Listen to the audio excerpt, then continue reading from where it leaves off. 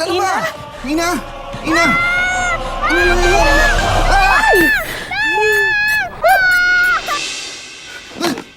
Alisan! Alisan! Ha? Ha?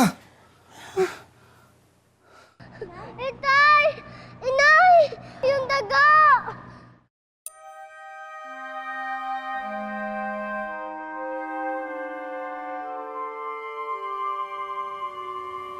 Ha?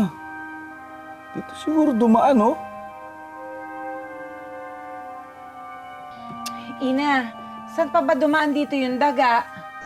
Doon na yun! Tsaka dyan, oh! Dyan pamunta, tsaka doon, oh! Dyan niya ako inabot sa may labas ng kwarto. Kasi naman, Lucille, eh. Bakit hindi mo ba narinig na humihingi ng tulong sa iyong kapatid mo? Akala ko po kasi gusto niya lang po makipag-usap sa akin, eh. Itulog na po ako nun, eh. Lucille, di ba napag-usapan na natin ito na kapag tumunog yung kampana na yan, ibig sabihin emergency yan. Humihingi ng tulong si Ina. Bakit po kayo nagagalit sa akin? Kasalanan ko po ba maliit si Ina? Ano sinabi mo?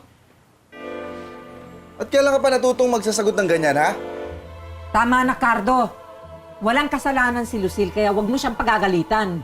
Nana Celia, kaya natututong sumagot-sagot ng ganyan yan dahil sa kakakampi ninyo, eh. E paano namin madidisiplina yan si Lucille? Yan si Ina ang disiplinahin nyo!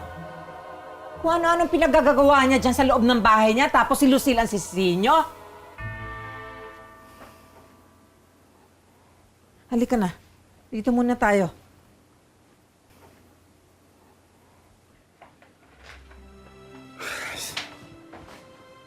Sorry po, Tay.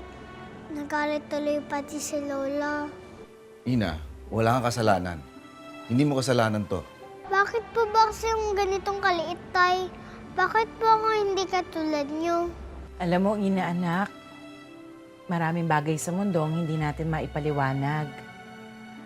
Pero ang importante, alam natin kung sino tayo. Lagi mo tatandaan, kahit na ano yung mangyari, nandito kami ng tatay mo.